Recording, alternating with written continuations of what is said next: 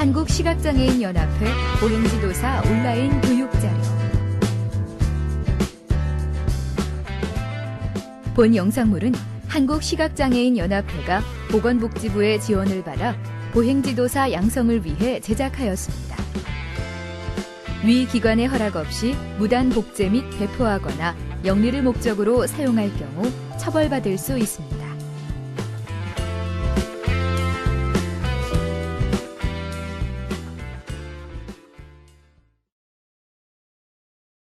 안녕하세요. 안내법에 대한 강의를 진행할 강남대학교 중등특수교육과 교수 김호연입니다. 만나뵙게 돼서 반갑습니다. 처음 녹음하는 거라 편하지 않고 조금 떨립니다만은 열심히 해보도록 하겠습니다. 그럼 지금부터 안내법에 대한 강의를 시작하겠습니다. 학습 목표입니다. 학습 목표를 보시면 첫 번째는 안내법의 개요, 목적과 장단점을 저희가 공부하도록 하겠습니다. 두 번째는 안내법의 기본 원리와 방법, 세 번째는 다양한 상황에서의 안내법, 이러한 순서로 강의를 진행하도록 하겠습니다. 안내법의 기본 개요입니다.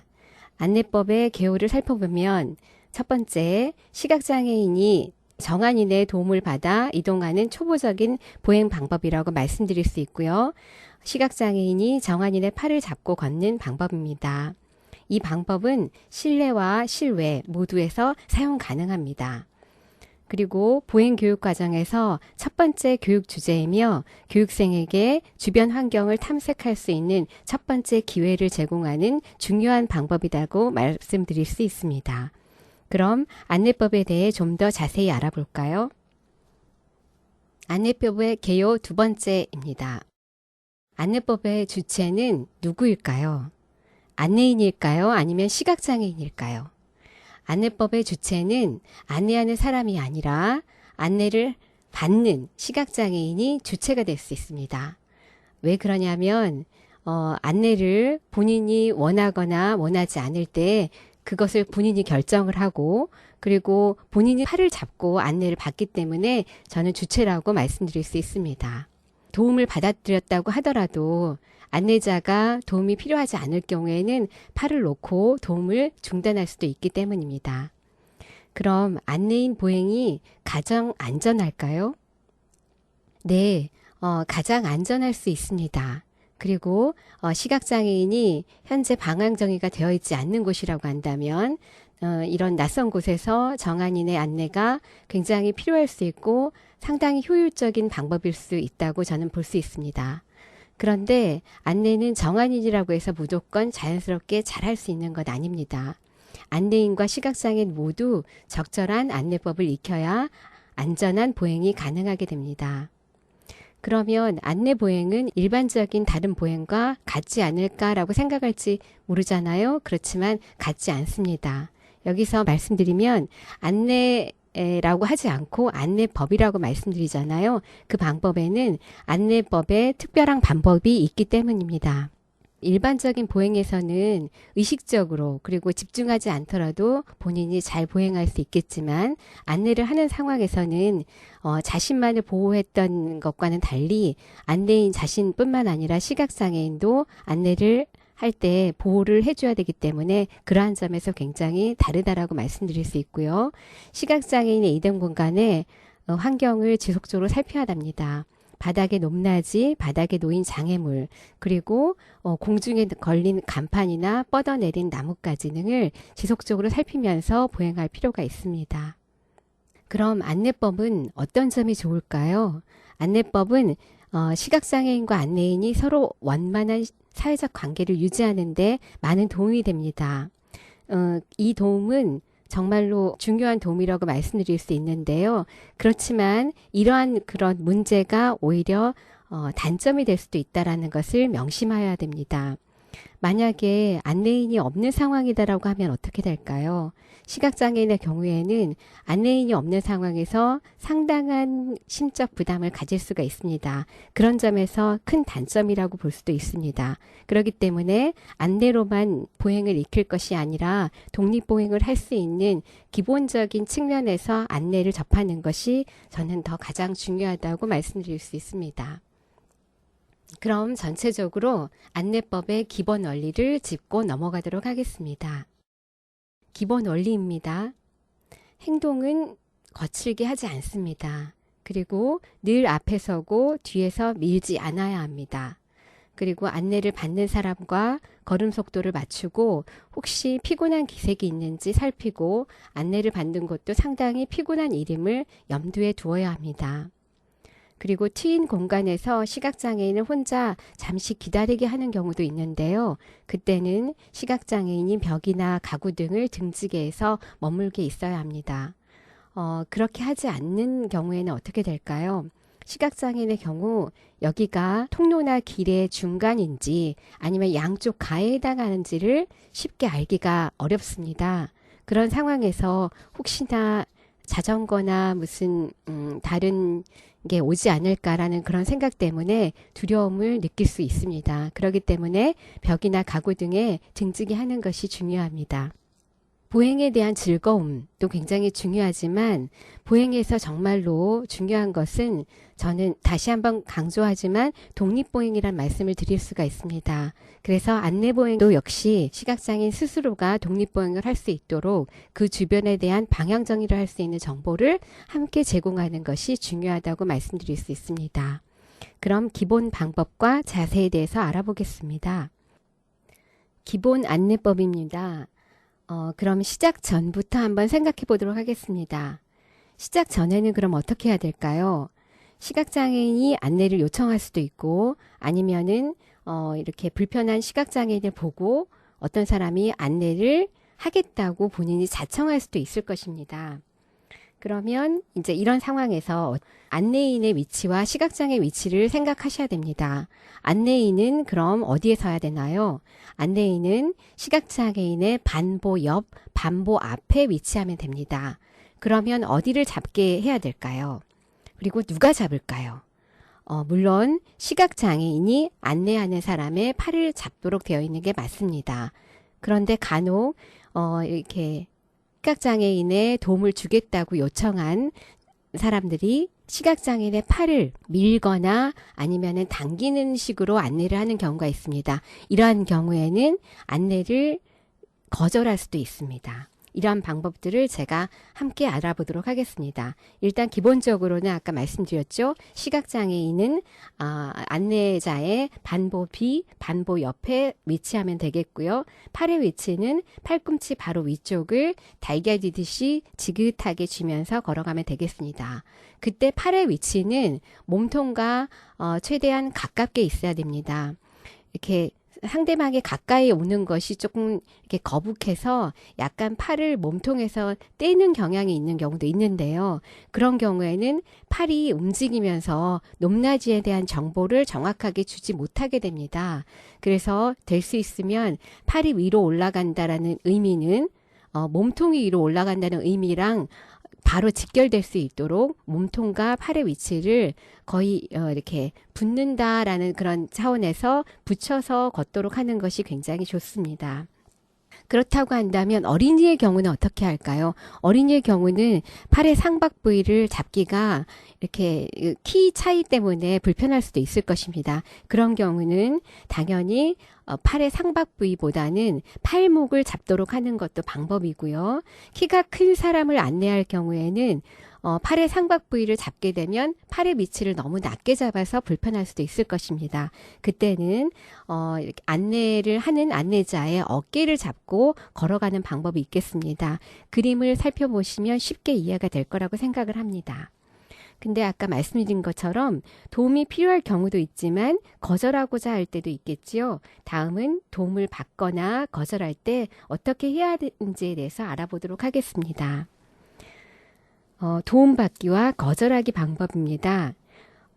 안내 시에 도움 수락과 거절하는 특별한 방법을 하인즈 브레이크라는 말로 이렇게 일컫습니다. 이 말은 일리노이주 하인즈 육군병원에서 개발한 것으로서 시각장애인이 일시적인 상황에서 안내를 요청하거나 또는 안내받기를 거절할 때 사용하는 방법입니다. 이것의 학습은 역할놀이가 가장 좋은 방법이 되는데요. 이 절차는 역할놀이 상황에서 교육생이 갑자기 팔을 잡혔을 때 도움받기와 거절하기 절차를 훈련하는 것으로 시작할 수 있습니다. 이러한 상황에 놓이게 되면 당혹감을 감출 수가 없는데요. 당혹감을 없애기 위한 훈련인데 역할 놀이 또는 역할 훈련이라고 할 수 있는데 이러한 방법으로 시각장애인과 안내자의 이런 경험을 같이 해볼 수가 있겠습니다. 도움을 받기 원할 때의 방법입니다. 먼저 시각장애인은 개방된 장소에서 편안한 자세로 서 있습니다. 그리고 안내를 해주고자 하는 사람이 시각장애인의 뒤에서 접근하여 시각장애인의 팔을 잡으며 도움을 주겠다고 앞으로 시각장애인을 밀게 됩니다. 그 다음 세 번째는 기본 안내법 자세를 바르게 취하기 위해서 시각장애인은 자신의 팔을 가슴 높이로 들어 올려서 안내자의 손을 내려놓게 됩니다. 동시에 자유로운 손으로 안내자의 손목을 밑으로 내리며 감사합니다. 그런데 제가 팔을 잡을게요 라고 말을 하거나 아니면은 필요가 없을 경우에는 다른 안내자가 오도록 되어 있습니다. 감사합니다 라고 말씀을 하시면 되겠습니다. 지금까지 기본 방법에 대해서 알아보았습니다. 그러나 다양한 안내를 해야 될 그런 상황에서 어떻게 하는지를 구체적으로 좀 더 알아볼 필요가 있겠다고 생각합니다. 그럼 다양한 상황에서 안내하는 방법을 8개의 측면으로 나눠서 알아보도록 하겠습니다. 첫 번째, 방향 전환하기. 두 번째는 안내 위치 바꾸기. 세 번째는 좁은 통로 통과하기. 네 번째는 출입문 통과하기. 다섯 번째는 계단 오르내리기. 여섯 번째는 의자에 앉기. 일곱 번째는 2사람 이상 안내하기. 여덟 번째는 개인 배식당에서 안내하기. 아홉 번째, 승용차 및 택시에서 안내하기 방법입니다. 이러한 순서로 알아보도록 하겠습니다. 첫 번째, 방향 전환하기입니다. 방향은 왜 전환해야 될까요? 방향을 전환해야 되는 시점이 이렇게 쉽게 생각해 볼 수 있는 시점이 바로 엘리베이터입니다. 엘리베이터는 타는 쪽 문과 내리는 쪽 문이 같을 수 있습니다. 그래서 엘리베이터 같은 곳에서 안내인과 시각장애인이 이렇게 같이 들어갔다라고 했을 때 각자 90도 각도로 돌아서게 되면 서로 마주 볼 수 있게 됩니다. 이런 상황에서 시각장애인은 잡았던 팔을 놓고 다른 쪽 팔로 안내자의 팔을 잡습니다. 그리고 마주보던 방향에서 걸어가야 될 방향으로 다시 90도로 회전합니다. 엘리베이터와 같은 곳에서 이러한 방법을 사용할 수 있으니까 편하게 익혀서 사용할 수 있도록 하시면 좋겠습니다. 다음 슬라이드 보시겠습니다. 두 번째, 안내 위치 바꾸기 방법입니다. 안내인과 시각장애인은 보통의 자세에서 걸음을 멈추게 됩니다. 시각장애인은 안내인을 잡았던 팔을 놓은 후 안내인의 등을 살짝 스치면서 안내인의 다른 쪽 팔을 자신의 다른 쪽 팔로 잡습니다. 시각장애인이 왼쪽에 서서 이동했다면 오른쪽에 서서 이동하게 되고 반대일 경우에는 반대편에 서서 이동하게 될 것입니다. 어떨 때 이런 방법을 사용하면 좋을까요? 이런 경우는 바닥의 지면이 고르지 않거나 혹시 오른쪽이나 왼쪽이 좀 더 위험하다고 판단되는 경우에는 이렇게 자세를 바꿔서 시각장애인이 좀 더 편안하고 좀 더 안전한 위치에서 이동을 할 수 있도록 도와주는 것이 더 필요하다고 보겠습니다. 다음 슬라이드 보시겠습니다. 다음은 좁은 통로 통과하기 안내 방법입니다. 좁은 통로는 어디가 될까요? 좁은 통로는 간혹 교실의 복도라든지 아니면은 영화관에 이렇게 좁은 통로라든지 이런 게 되겠죠. 그리고 출입문 같은 경우도 좁은 통로에 해당할 수 있습니다. 이런 좁은 통로를 통과하는 방법에는 그림을 보시면 조금 더 쉽게 아시겠지만 안내인은 교육생이 잡은 쪽 팔의 팔꿈치를 등 뒤로 구부리게 됩니다. 원래는 이렇게 자신의 그 몸통 쪽에 그대로 위치했던 팔이었는데요.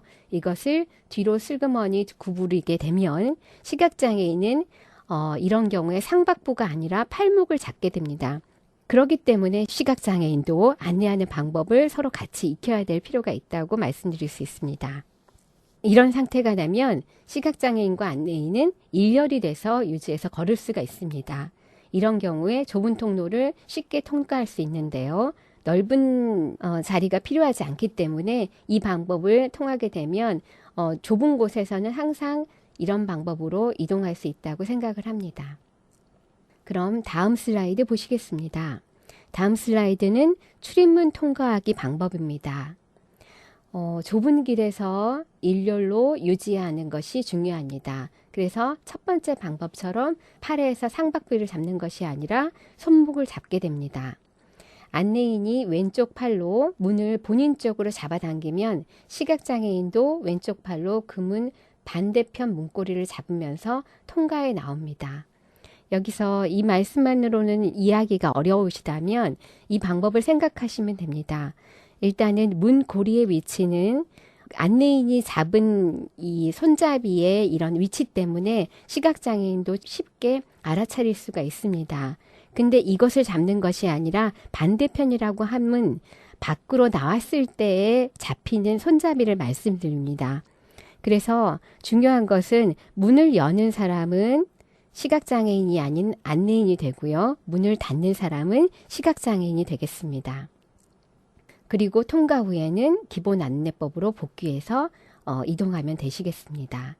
출입문은 매우 다양합니다. 앞으로 열리는 것도 있고요. 본인 안쪽으로 잡아당기는 문일 수도 있습니다. 그렇습니다만은 이러한 원칙으로 안내를 하시면 됩니다. 일단 시각장애인은 문을 닫는 사람, 앞에 가는 안내인은 문을 여는 사람이 되면 되겠습니다.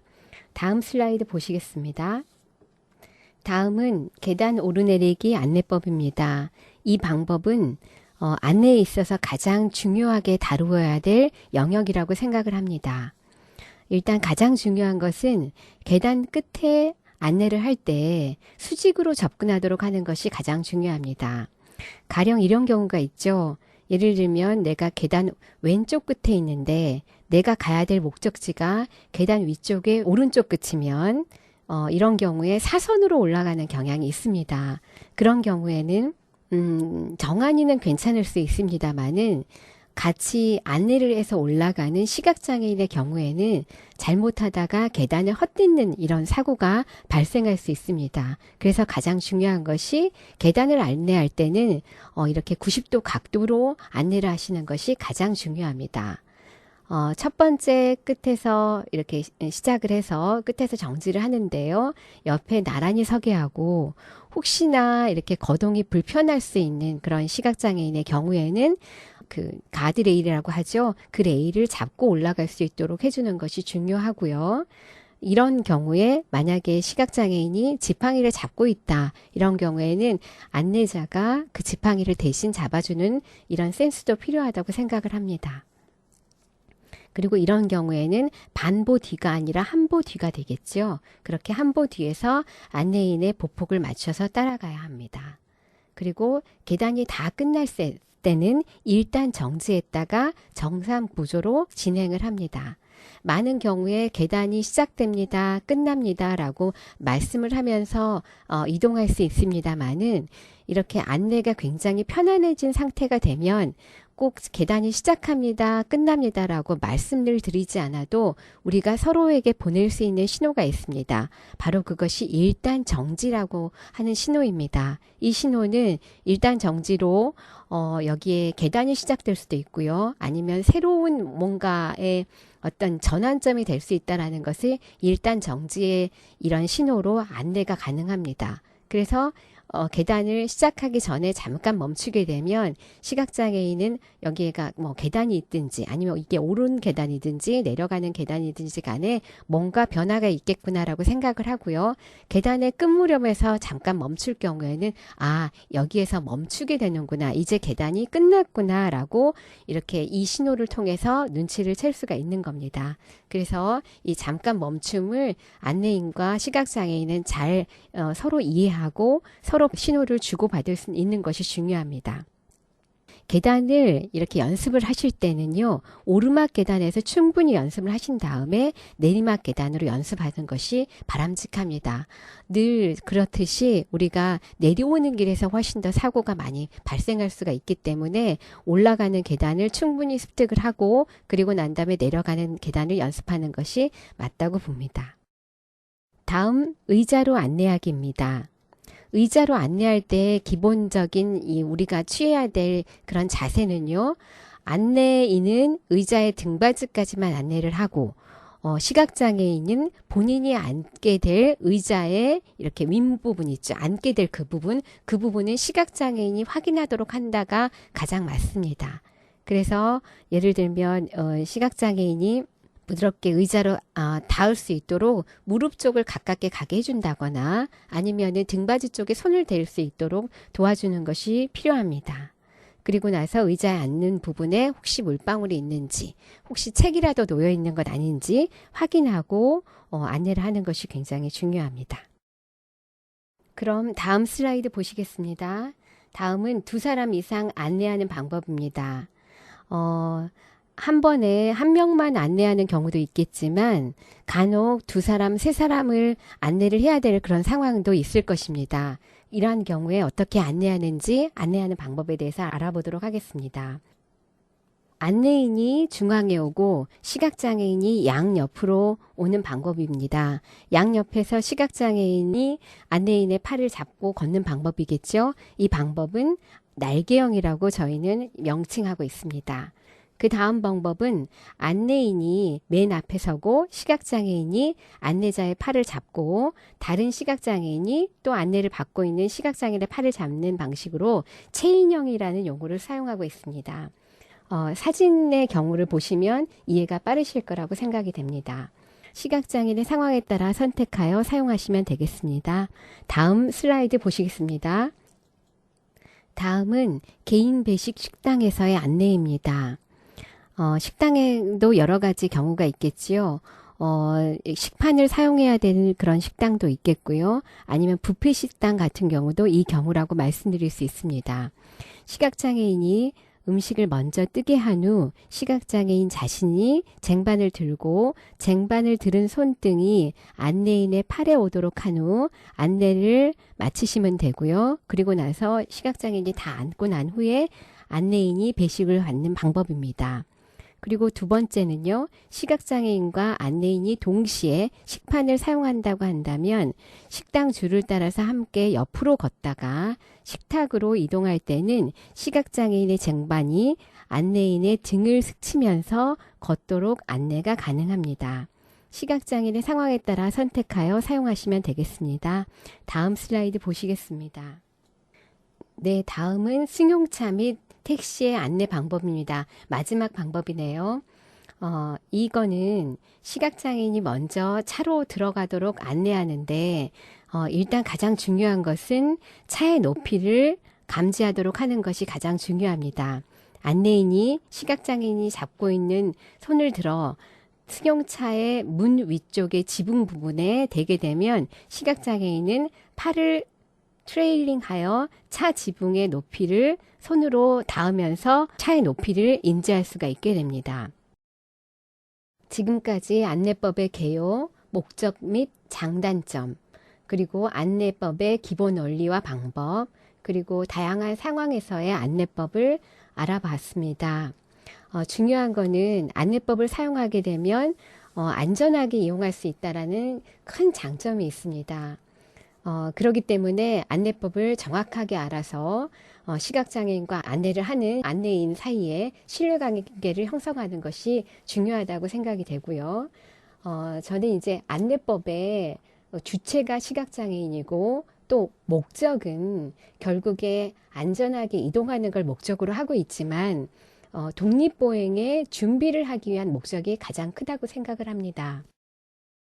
안내인이 24시간 상주할 수 없는 것처럼 우리가 안내를 100% 좋은 방법이다라고 해서 이 방법에 의존할 수 있다고는 생각하지 않습니다. 그래서 정확하게 안내를 받고요. 그리고 안내를 하는 방법을 아는 것도 굉장히 중요하지만 결국에 이러한 방법을 통해서 독립보행의 이런 기본으로 안내법을 승화하는 것이 가장 중요한 안내법의 기술이라고 저는 마지막에 강조를 하고 싶습니다. 지금까지 안내법에 대해서 알아보았습니다. 경청해 주셔서 감사합니다.